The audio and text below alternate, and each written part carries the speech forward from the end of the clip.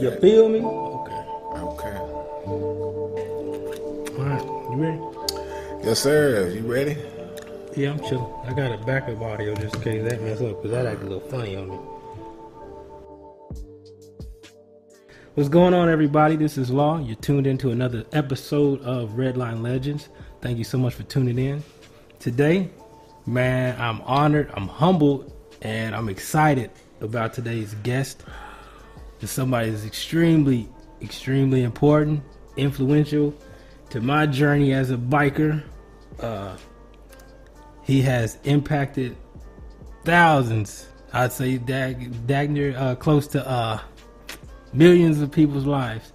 We're talking none other than my uncle, the legend himself, TooShy. How you doing, huh? Pretty good. How about yourself? I'm good, man. Thank you so much for coming out, man. It means a lot. It means a lot for you to come out and kick it with your nephew. Okay.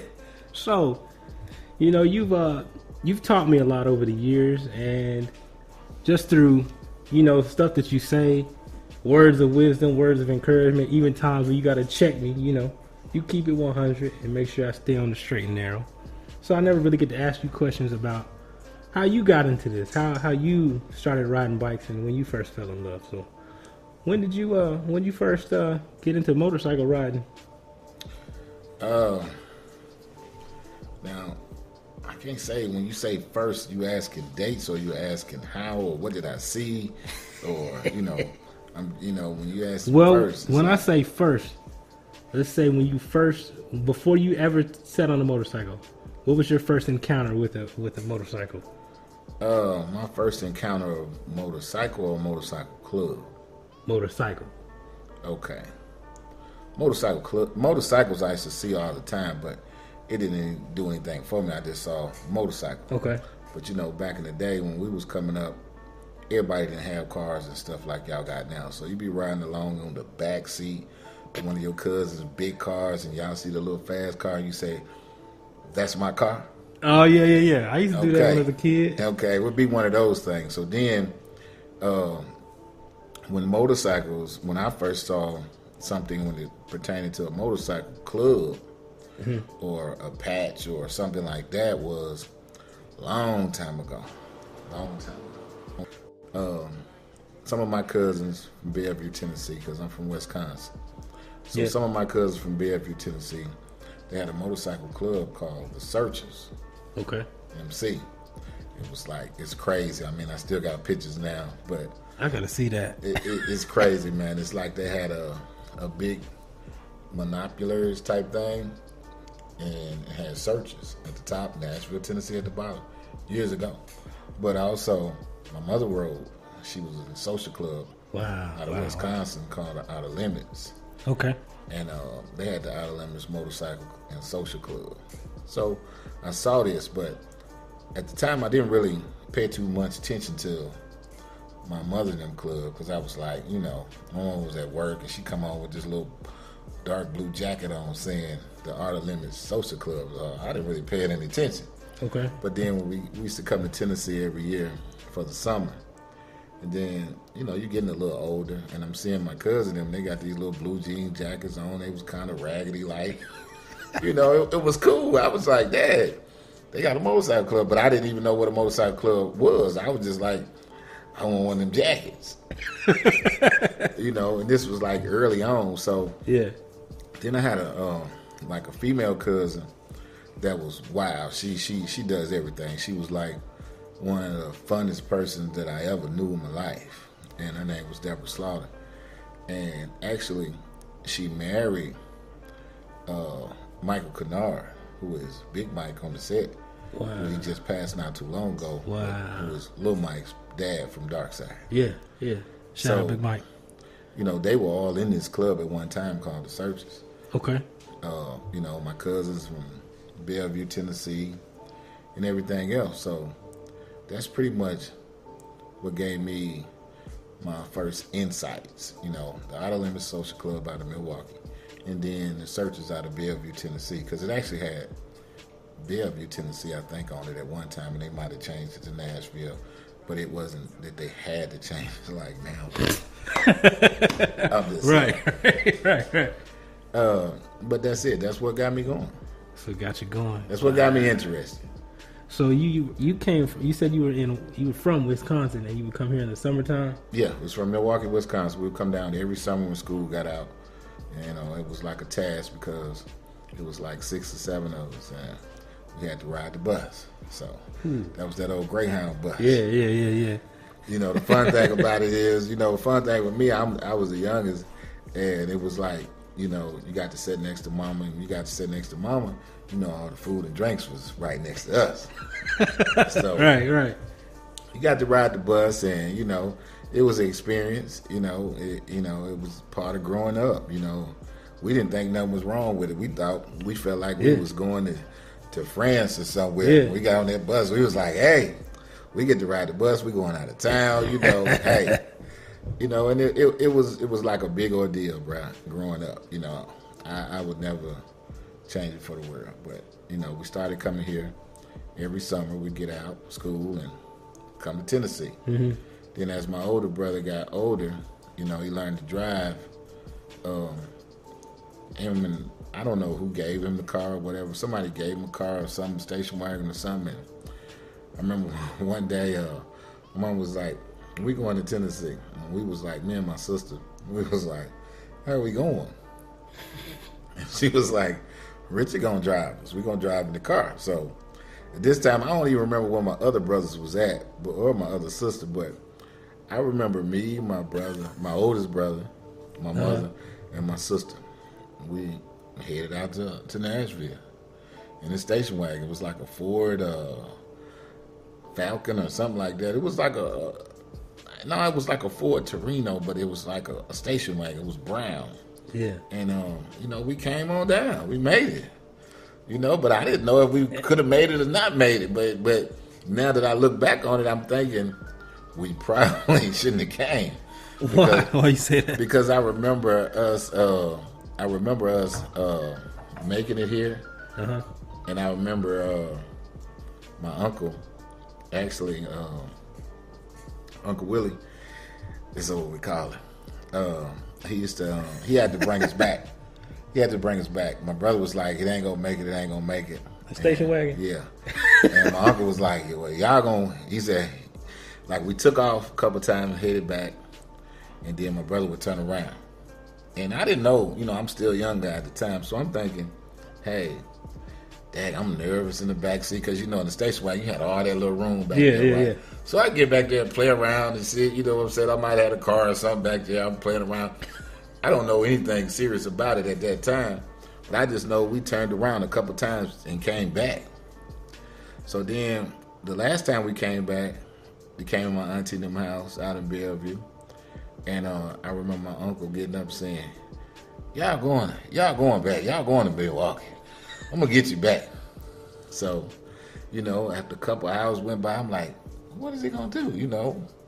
What he gonna do? Never know what he was gonna do. So he got on up. I see my auntie get up. Then all of a sudden, I see one of my cousins come, and he had at the time he had a Ford LTD or something like that, if my memory is correct. So then I was like, what are we gonna do? Put the car on top of the car? What are we gonna do? So then, as long story short was, what ended up happening is my uncle drove the station wagon, and when my brother drive the car. Yeah. Okay. And they brought us back.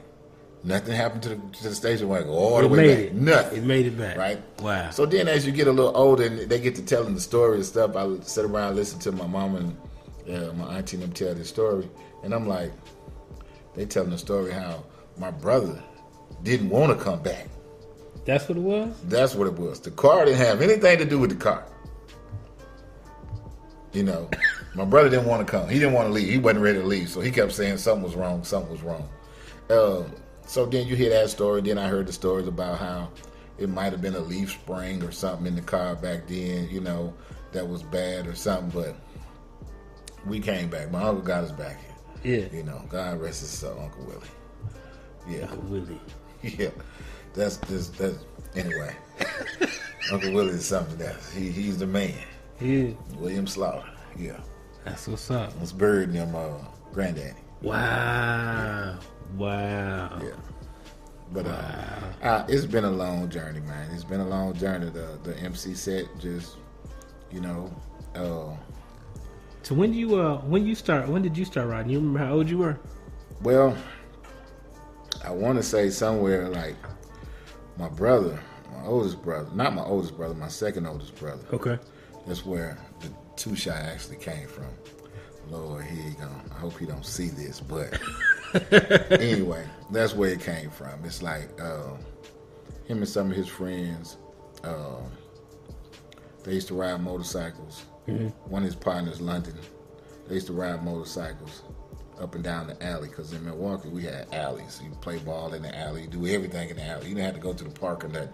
If you had an alley, you was good. Mama say, go outside in the alley. That's where you went. Yeah. Not in the yard, but in the alley. Yeah. Don't leave the alley, though. Got you. Okay. Got you. So they would be riding these motorcycles and stuff, and his partner would come over, and then they left. Well, they started small motorcycles, and up north they had scooters all the time. So everybody had scooters, the little elite scooters, the little Honda Rebel scooters, all kind of little scooters, right? So they would ride them, and I had a bike, and I was like, I remember one time I was like so in shape that I could actually keep up with them. I had like a 12-speed. I don't even remember what kind of bike it was, but I had like a 12-speed bike, and everywhere they would go, I would go, following them on my bike. And it would be like, they was going like 30 miles an hour, but I could always see them because they stopped at a stoplight. I didn't have to stop. I was going through the light and catch back up with them, right? So, it kind of got fascinating, and then they moved on from the scooters. Then they started getting little 250s and little 450s and 400s and stuff like that. And long story short, my brother, he took a little vacation. Oh, and so then he took a vacation, and my brother's friend, he looked out for me. Uh-huh. And he was like, man, I ain't gonna let you get in no trouble, da-da-da-da-da, this, that, and the other. So he would let me drive his legal cars and legal bikes and stuff like that. And I ended up getting my best friend from Milwaukee. His name is Kimmett. I ended up getting, his daddy gave him a scooter, and I ended up getting one. So he had a gray one, I had a red one, a little Honda Express. And so it begins. Yes. It began right there. And that's how it started off, right there. The little Honda Express went to I started off with, the first motorcycle was a burnt orange a Yamaha 400 Special. It was burnt orange, yeah. And the thing about it is, only got to ride it twice. Would you? Once again, Deborah and Michael, they moved to Milwaukee. That's Little Mike's mom and stepmom. His daddy and his stepmom. They moved to Milwaukee. So I got this little bike, and they was like, yeah, man, we're going to, you can ride with us. I'm like, okay. I can get in the club. It was like, man, you can ride with us. So I'm riding. Deborah had a good Yamaha, and Michael, he always had a Honda. Now, this cat right here was one of the true legends, because I'm talking about in Milwaukee, it always snowed some kind of way. So we in the house, it's snowing, and the news come on. Okay. And it says, man captured on video riding in the snow. Guess who it was? Mike. Big Mike. He coming down. Yeah. He coming down 94. It's snowing. He's got a blue. I will never forget it. A blue Honda. Blue Honda 750. Saddlebags. He got on leather chaps. Mike. Hey, and he's riding in this snow. I'm talking about the snow is coming down. They actually filmed him on the news. He was on the news. He was on the news, right? Coming in, right? So I'm like, wow. I'm seeing this. Then, we riding, and then all of a sudden, because actually when they moved to Milwaukee, he was no longer a searcher. He had got out the searchers. Oh, okay. And he started his own motorcycle club, which was called the Night Riders. Yeah, right? Shout out Night Riders. Which is the same Night Riders in Nashville. Yeah, right yeah, now. yeah. So he started the Night Riders in Milwaukee, and he was like, everybody in Tennessee didn't believe he had chapters in several different states. They was all thinking that, he was telling a story or lying to them or whatever, right? Mm-hmm. So, we getting the little bikes ready and stuff. I'm like, yeah, I'm going to get to ride my little orange bike, right? What happened? Man, come to find out, my bike ended up having like one cylinder that was locked up.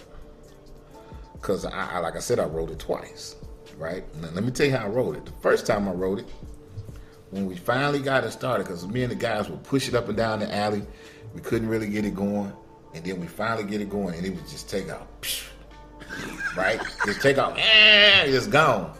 So, shut it down, boom. I ain't getting on this no more.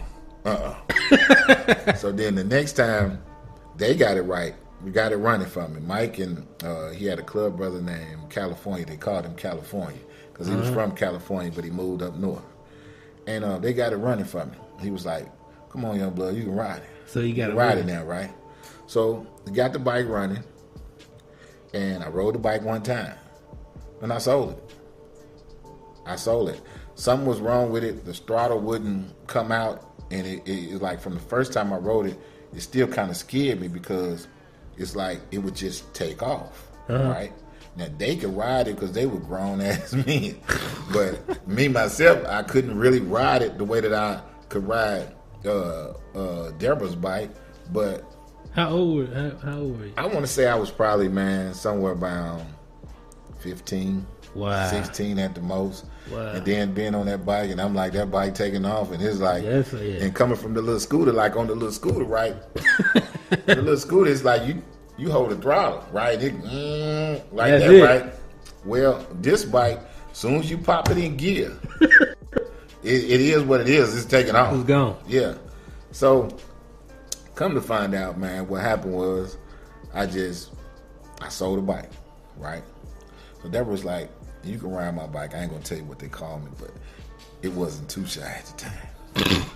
But anyway, some of my cousins out there, they see this, they're going to be like, I know what they call it. But what they call you? Next segment. Okay. That's part 2. And that's part 2 because my uncle going to be here all the time. So okay. So that's part 2. Next segment. So basically, it was like I started riding my cousin's bike, and they was in Milwaukee for a couple of years. You're getting a little older. You know, I'm starting to see more stuff on Milwaukee set and understanding, you know, kind of grasping, not really no understanding of what the bike life or what the set is like or none of that, really. Because I'm actually still in school. So, you know, dealing with everything from going to school, playing ball, running track, I'm still, you know, kid life. But I'm liking this motorcycle stuff because on the weekend they be out in the alley once again, and they testing and tuning and everything, right? And so then I get a little older, and it's like now I'm like 17, right? Oh, here we go. And now they got full-fledged members in Milwaukee, Wisconsin. Night Riders MC, Milwaukee, Wisconsin. So I'm around them all the time. I'm like, I'm a senior in high school and shit, and I'm like, shit, I'm thinking I'm grown, you know. Everybody done left in this. I'm the only one still there. So mama give me a little free reins, and I'm like, okay. They had a bike night on Thursday night on 3rd Street in Wisconsin, which is now it's called Martin Luther King Boulevard. Okay. But so then I go, and I'm meeting all the members and everything, right? So at the time, I'm like, I'm really not saying anything. I'm going to the little bike nights and stuff. I can get in, and I wasn't drinking nothing, and never thought about drinking nothing. So I go to the little bike night, and they was playing all this little crazy music. It wasn't nothing that I wanted to hear. So they was like, "Well, you can DJ." Well, I had several partners that was DJ. Yeah. That was used to DJ back in the day. One of the family friends, old Doc Gray, Sherman, he DJ'd all the time. He carried crates of records and everything, from the singles to anything, right? So he would teach me how to play a little bit, but it was pretty simple to do back then. So I started DJing. Well, you know what that did? They made me the DJ. Oh, so man. I'm talking about maybe the first week I went, I didn't say that. They was like, "You gonna talk on the mic? You gonna?" I'm like, I wouldn't say nothing. The second week, it was one old lady. I can't even think of her name. I don't know what her name was, but she was like, "I'm gonna get you to talk on this mic, right?" And I was like, okay, I don't know how you gonna do it, but we gonna see. So anyway, she come back. She come behind the little DJ booth. I'm up there playing. It's like in that same era, Midnight Star and no parking on the dance floor. I know you don't know none of this stuff, but anyway, the barcades. Google it if y'all don't know it. Yeah, the barcades. All this stuff was going on. Houdini. All this stuff. Friends. All that stuff was being played, right? So I'm up there DJing. I'm getting down, and I'm like, we got a nice little crowd. I got the crowd jumping. I'm like, dang, I'm doing good, right? Okay. She come up there. She was like, you need to talk on the mic. I'm like, what you want me to say? So then she be like, I cut the mic on and handed it to her, right? You right here. Yeah. So she was like, okay, I'll be right back. She goes somewhere and she come back and she like, drink this. I was like, I don't drink. I'm like, I don't drink like that, right? I'm 17 now. I'm like, I don't drink. And she like, okay, just drink some of this. Take a swallow. Bruh, I can't tell you what it was. It didn't taste nasty. But I can't tell you what it was, right? To today. Can't tell you what it was because I don't know. I drunk some of that, bruh. Hey. DJ City. I was talking on the mic. I was doing everything, right? I was shaking the little crowd on 3rd Avenue. And it just went from there, man. It just went from there. That was the beginning right there. Yep, the Night Riders and, like I said, my mom and them was the Outer Limits Social Club, Blood. He used to come by the house, on their motorcycles, and that's what done it. Wow, so you sitting there, you in there rocking the crowd, being a DJ. Yeah. And I can only imagine what that was like. But to have a party jumping, and y'all know, you already know when a bike event or annual is jumping, it's jumping. To sit there, did you? I mean, I know you might not have, but I have to ask the question: did you think that it would take you from that DJ booth? No. To all the years? Not no kind of way. Not no kind of way. The reason why is, bro, in Milwaukee we had gangs back and forth. I mean, everywhere you went. From one street to another. I'm talking about if I went from here to the block, you might change gangs. God. Okay, and then it wasn't nobody with cars. So you rode buses. The bus take you everywhere you want to go. Yeah. So it definitely didn't. I was more had to worry about where I'm at because on 3rd Street was not where I lived. That was another gang. Okay, so I had to worry about how I'm gonna get back, even though they had cars and stuff, and with Mike and them and Deborah and them coming from the South, they never know anything about a gang. Yeah. Okay, so it didn't affect them. They looking at stuff like they're a grown woman and grown man. But in my mind, I'm like, I'm seeing these cats standing across the street from the clubhouse. And I'm like, I know what they represent.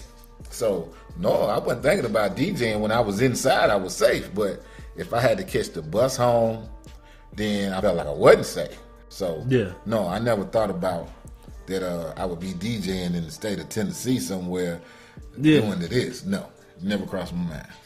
I was trying to survive, brother. That was it. Wow. yeah. Trying to survive. Yeah, I mean, it's totally different in the South, brother. Yeah.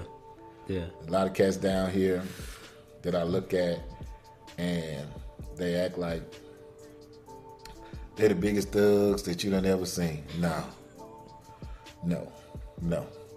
They ain't never had to deal with no snow. They ain't never had to deal with somebody saying, hey, man, what you doing with my shoes on? Right. It might be a foot of snow outside. You on the bus. You got your little bomber jacket on, your little hat on, your little earmuffs, your gloves, and somebody take your shoes. Bruh, all it is, I mean, you got the realest brothers out there, they might say, they wouldn't have took my shoes, da-da-da-da-da. Bruh, I'm going to tell you like this. Some of them cats out there remember when the TV used to go off. What happens when the TV used to go off? Didn't they play something like the national anthem or something national like that? Anthem, Play the national anthem. Stars and Stripes, the little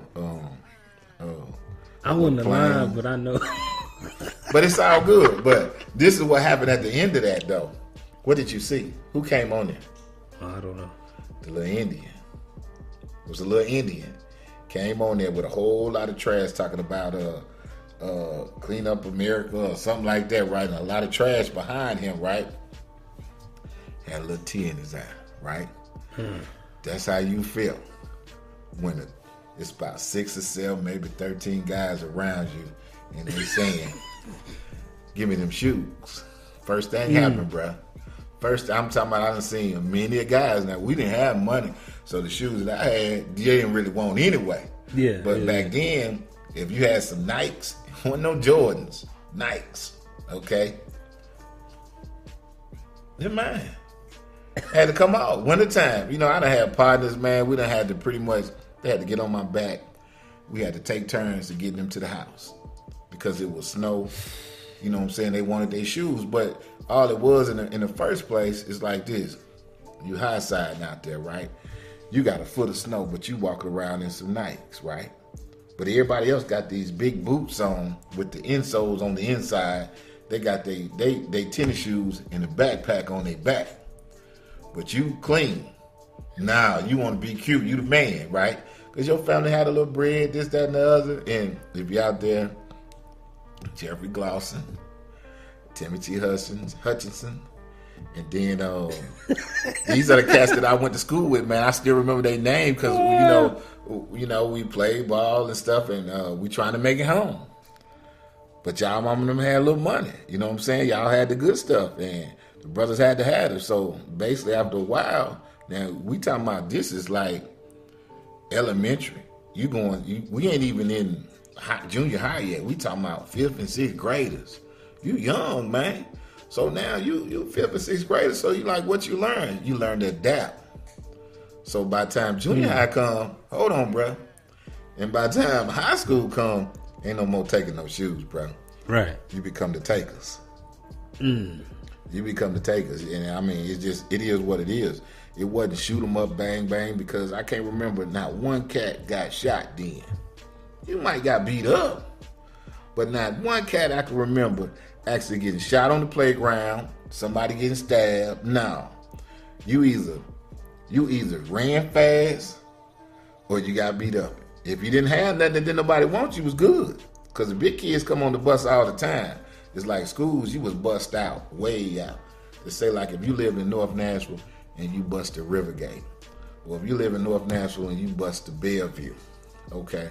So now you got to take that bus all the way home. And within then, if you was in the junior high, you had to make it about halfway. Then that's when the high school kids get on the bus. Then that's what the but stuff happened. The design that up north, it was designed that the kids got out at different times so you wouldn't have that problem. But when you played ball, you stayed after school for intramurals or extracurricular activities, and you ran into these problems. And that's the way it was. I mean, it was just rough. So it's like it stayed cold in Milwaukee more than it did warm. So I couldn't think about motorcycle. I could think about it that 1 month in the summer, or 2 months in the summer. But then, shoot, soon as the end of July, you could already see the trees change the color. Cool, man. That's crazy. All right, so more questions that I got for you. You know, going through dealing with the alleys of Milwaukee, DJing, your motorcycle that would take off on you, man. You've impacted a lot of people in not only Milwaukee but here in Nashville as well. When you came to Nashville, did you realize how impactful you would be, or how I don't want to say instrumental, but yeah, that you would influence a lot of people coming onto the set and joining motorcycle clubs? Actually, I didn't. Once again, promise you, I was just living, bro. I was like Lil Duval, living my best life. I'm telling you, because I was like, I didn't really have no words, because coming to Nashville, like we came every summer. So to us, it was like, even then and even now, it was like Nashville is slow compared to the north. Yeah. I'm from Detroit, and they said that for years. Yeah, even anything from the music to anything else, it was like Nashville always the last one to get it. So when I left Milwaukee, it was basically on like a slick humble, because it was like we still coming here every summer now, right? Regardless of what else was going on, we get out of school, it's time to go to Tennessee. Okay, so at this particular year, Michael and Deborah, they was in Milwaukee, and they was like, we going to Tennessee. You want to go now? The nest is gone. Mama ain't nobody with there. Mama and boyfriend. That's it.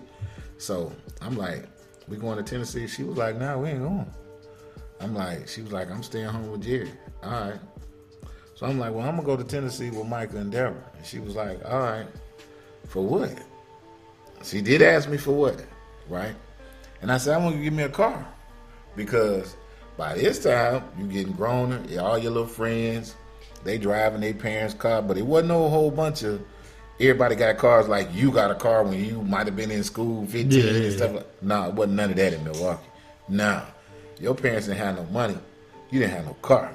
Because it was like, if that car cost $2,500, they meant $2,500, not give me $200 down and $50 a week like here. No. So I come to Tennessee. From the time I was 15, I had cousins that had cars, 14, home ship, whatever they called it back then or whatever, right?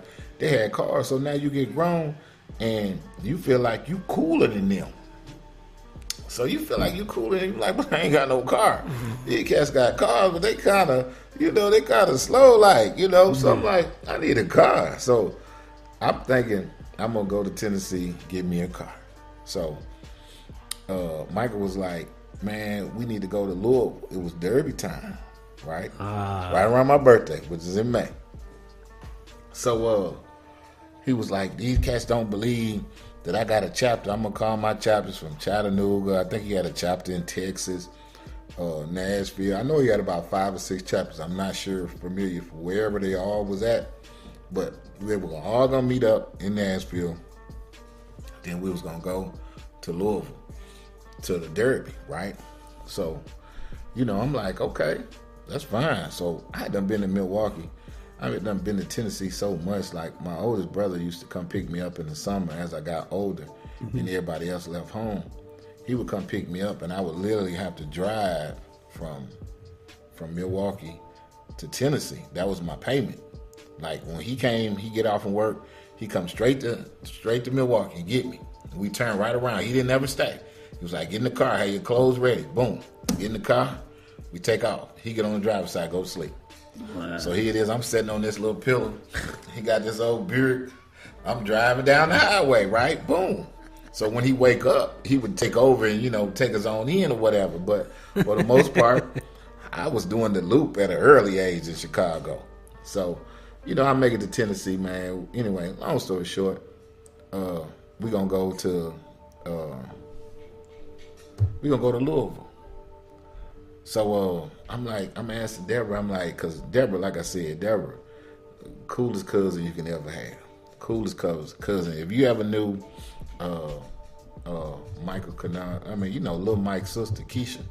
Okay. The one that passed away. Yeah. She was splitting image of her mama. Yeah, shout out. Splitting image of her mama. And they just liked it to be fun, man. Whatever they was doing, bruh, they wanted it to be fun, And like, he had 2 other sisters, Lois Jean and Mika. They was pretty much the same too. You know what I'm saying? But whatever their mom wanted to do, she wanted to do it fun. She wanted you to have fun. She made clothes. She the ones who actually made the Searchers vests back in the day. Before they were, screen, whatever they call the people, you know what I'm talking about, that make the vest and stuff. Before there was digitized and stuff like that. No, she done it, thread and needle and made them. Well, anyway, she was like, I got that name again, but we're going to talk about the next section. She was like telling me, she was like, they got something. She said, I'm going to tell you this before we go. They got something in Louisville, and I'm just going to say this, and I don't need you getting scared or whatever, shine away. She said, but they got this contest in Louisville, right? that you probably ain't never seen before. But I just got to tell you before we go, because I don't want you to act no fool, and I don't need nobody trying to get you to go up there and you don't know what the hell you doing. So I'm like, contest? What? I wonder what it could be. Push-ups or what? I'm in shape. I'm like, I'm ready. What we going to do? Run? What? Right? Because, back in the day, they had all these little games where you used to park your bike a mile away, you run to your bike, get on it, and come back and tag your partner and all kind of stuff, right? The young cats don't know nothing about that stuff, man. Exactly. So, long story short, I wish we would do something like that now. It'd be too messed up. Do you know what the contest was, man? What's the contest? Contest in Louisville. It was called the Pussy Eating Contest. What? Yes. Oh my God. So I was blown away. I had never seen it, never knew exactly what it was or nothing else, right? This in Louisville at the Derby, right? So I'm like, we got all our little chapters, right? All our little chapters done came, and they called the Night Riders. We walked down through there. Oh my God! And I'm talking about niggas, we shoulders up. We thinking, hey, we the biggest club in there. We don't won. We done won like 3 trophies, right? So then we had a brother. Oh man, we had a brother that one of the brothers won that contest. I can't remember who their name was, and I think he's still living in Tennessee right now. Night Riders, I didn't tell you the secret. But anyway, one of the brothers won that contest that night. We won trophies. He won the contest. Oh, my God. Exactly. So that's how the saga started, brother. Right there. Louisville Derby. Yes. Wow. Hey, real talk, man. Oh, man. Real talk. Yes. Wow. Hey. I wasn't ready. Okay, I told you. But I wasn't ready. But she told me. I've heard of a contest like that. So what other contest was there going on? That was going on? I mean, yeah, because think about it, man. Nowadays, like, there's not no contest. Like, what, you get best dressed or large in attendance, but there aren't they still do the slow races? Yeah, they still do the slow races, but it's just because, man, it's kind of like, brother, I'm going to tell you like this, and I ain't stepping on nobody's toes, and it ain't like I'm picking at somebody, and it ain't no certain individual or none of that rest of that's going on. Yeah. But it's kind of like the post I just made to you. Yeah. It's kind of like everybody out there. You got brothers out there, they want to see you do better, but they don't want to see you do better than them. Right. So it's like, you got some old heads out there, man, that know that this stuff can still go on.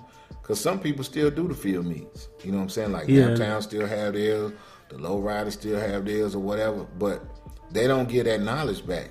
Back then, I didn't own a motorcycle. I seen it. Yeah. You know what I mean? So it wasn't my motorcycle to go out there to do this. So I can't say that I done it, but I can say I seen it. Yeah. And that's the difference. So now, even like now, I know it would work. Because you got guys on crotch rockets, some of them big, some of them little.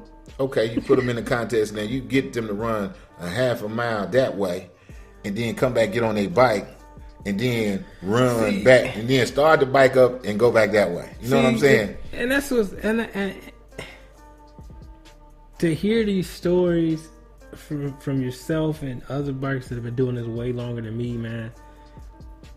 To hear the fun and the genuine fun that you would have, it's almost like y'all had it. I'm gonna say it, but it's like y'all had it almost better because now it is not like that. It's a political game. It's a social media game, and it takes away from the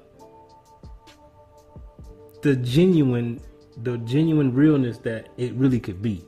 Mm-hmm. So I mean, imagine like nowadays these guys doing this stuff, and I know they would have a blast. I know they would have a good time. Yeah. But it's like pride and ego and just different factors play into this thing, and it hinders people from being just themselves and enjoying Yeah. what we say we are.